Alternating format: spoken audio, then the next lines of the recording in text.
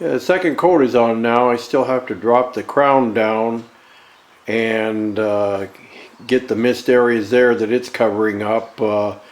Check for any other small mist areas, nooks and crannies that have to be filled with paint. And make sure the entire lantern has a good overall coat of paint on it, and then let it dry. It'll have to dry for 2 or 3 days before reassembly, and then have to cure for about 2 to 3 weeks before I can fire it up. The next part of the project is to finish cleaning the globe plate, the burner, and the cone, and get those into the zinc plating tank and show you what that process looks like. Okay, we're getting to the final steps here in the restoration of this Dietz Monarch lantern. Once one gets the items out of the blast cabinet, the galvanized parts, steel parts, put them immediately into a container of denatured alcohol. That'll keep surface rust from forming while you're working on one part, and that way the rest of them will stay nice and rust free. So I have these in this denatured alcohol. What one needs to do is take this item, there's still maybe a little bit of zinc plating left on it, and gently put it in a vat of mixture of muriatic acid. That'll eat all the remaining zinc off of the items. Be careful because the stuff is corrosive, and it can burn you if you're not very careful. There you go, those parts are all in there. Here's the burner.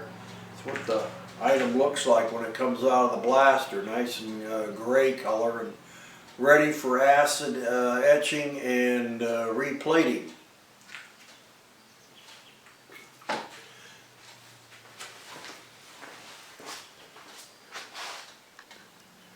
Okay, here's a view of the muriatic acid in action. As you can see, it bubbles and fizzes as it eats the rest of the zinc plating off. Of course, I'm going to be wearing rubber gloves when I go to fish these things out of here, or use a pair of tongs, and be very careful. Once they're finished, after I get them out of the acid, I put them in a bucket of water and rinse all the acid off of them. Okay, once they come out of the bucket of water, they go back into the container of denatured alcohol. This stuff's super flammable, so you don't want to be smoking or have any open lights or sparks near it. And definitely don't drink it, or you'll be wearing wings and a halo in very short order. It is very poisonous. Keep kids, pets, and whatever away from it. This is the zinc plating setup. Basically, it's a pail with the zinc plating solution in it and 4 zinc rods to act as the anodes, and the power supply, which is adjustable both in amperage and voltage. However, when I'm plating, I just adjust the milliamps to the current I want, and the volts will adjust automatically. This here you can see the couple of the anodes. What they are swamp cooler anodes. They come out of those swamp coolers that they use down south and out west and stuff. You can order them from Home Depot online. If you don't, they don't carry them in a store where you live in a Home Depot. They'll deliver it to the store for free. You just go in and pick them up when they come in. So what's nice about them is that the wire is already attached to it. As soon as that process gets finished with the muriatic acid, I'll be putting the first part into the zinc plating tank, and I'll show you how that works.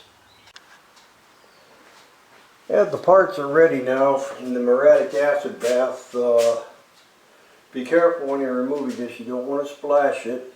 Just grab it with a pair of tongs or whatever. I'm using a pair of vice grips. Let it drain off a little and put it right over into the water bath. Just like that.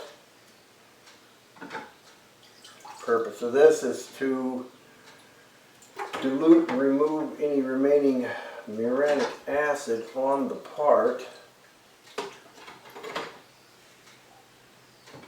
or parts that you're cleaning, just like so. Put the lid back on the acid bucket so it doesn't get anything into it or get splashed or anything. A couple minutes in here and when everything's pretty well inert, remove it and right into the denatured alcohol bath again to prevent surface rusting.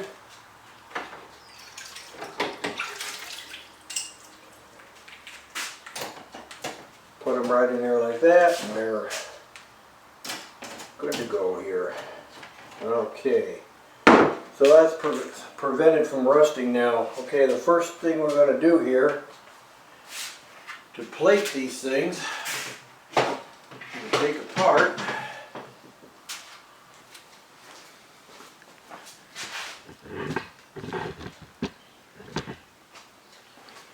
one of the parts here. Now we'll start with the cone.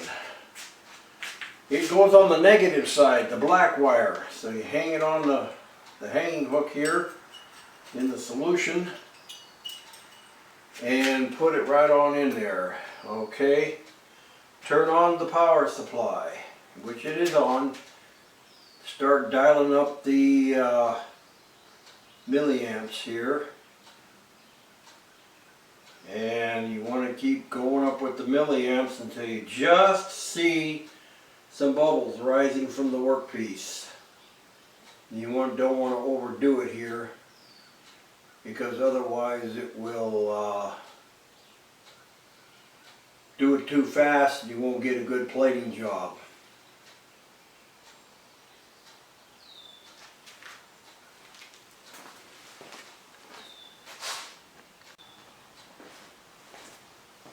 The first part is now in the solution. Bubbles are just barely rising from it. I've got it at around 800 milliamps, 0.80, which is 800 milliamps. The amount of power used is dependent on the size of the part. It's a trial and error thing, you learn through experience. All the zinc plating setup can be found on a site on the web called Zinc Plating with Common Materials, I think is the name of the site. And they'll go into the details as to exactly what you need, how to mix the bath, and how to do it, and all that stuff. So I'm not going to go into that here in this video.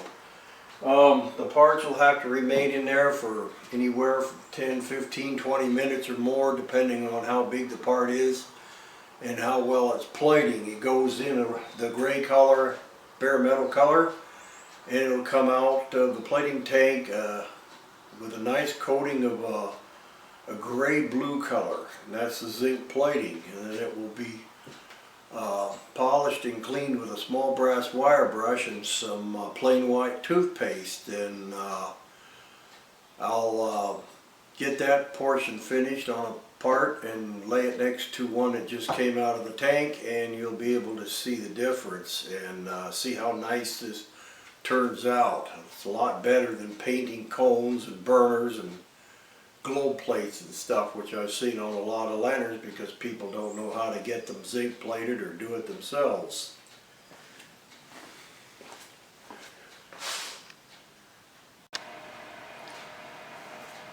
First part is out of the plating tank now, and the next step is to polish it using a small brass wire brush and some plain white toothpaste.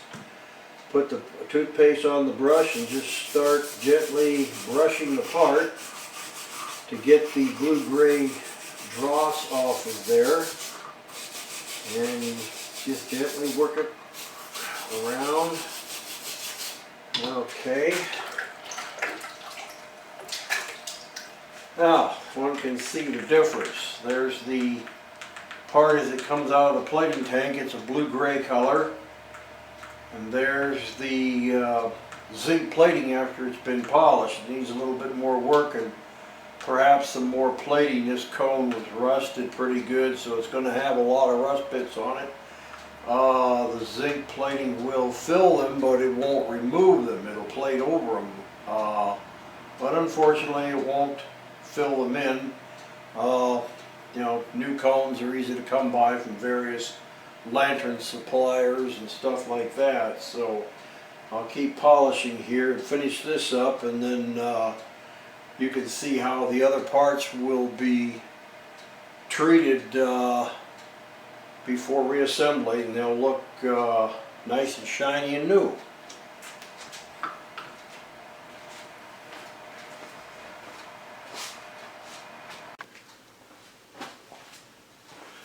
Well, the plating is done, and now it's time to reassemble this restored lantern. You see here I have the newly zinc plated gold plate. It's got a lot of pits on it. It was rusted pretty good. And like I said, zinc plating will not fill rust pits, and burner turned out real great. I like this method I use because it tends to make it a duller gray zinc plating rather than the bright shiny hardware store nuts and bolts, so it gives it a more of an antique look. As you can see, the handle turned out really good. So let's start to reassemble it. I got the gold plate here, and I have to get it into the lantern, so I got to get the guide, come on, the guide slot in the gold plate in there, and then I got to get the hooks put in and hold the crown lift. One side went right in. Oh, that one went in nice. Sometimes they can be a little tricky getting in. They don't want to go, but that one went in great. So next item will be the burner. Get the lift up all the way. The thing I don't like about these lanterns is that these guide loops, and especially this crown, they like to rub on the parts of the body. They do scrape the paint off, and if you ever operate the lantern, then it's going to happen. After all, they were made for utilitarian uses, and so on and so forth. So I'm going to get this burner in and get it oriented properly. There she goes in there. And the cone. And get the slot for the wick riser turner lined up here, and I have to get the wings to slide under the wing lock.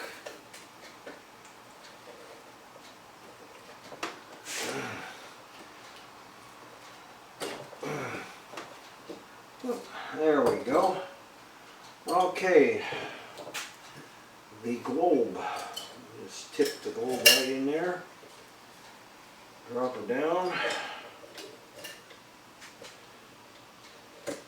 lift up on the wire, and the globe is in. Boy, that looks pretty darn sharp if you'd ask me. Now I'll put the handle in. You get the first hook in, and just the opposite of taking it out. You got to just bend it enough just to get that hook to go through the hole, and voila, it's in. Our lantern is finished, all done. Nice, new looking. We'll have to let it cure for about a week or so on the paint job and light her up. So that is the restoration of a Dietz Monarch lantern, and it'll join my collection and be used around once in a while. I'll burn it and stuff like that. So hope you enjoyed the video. Have a nice day. Thank you.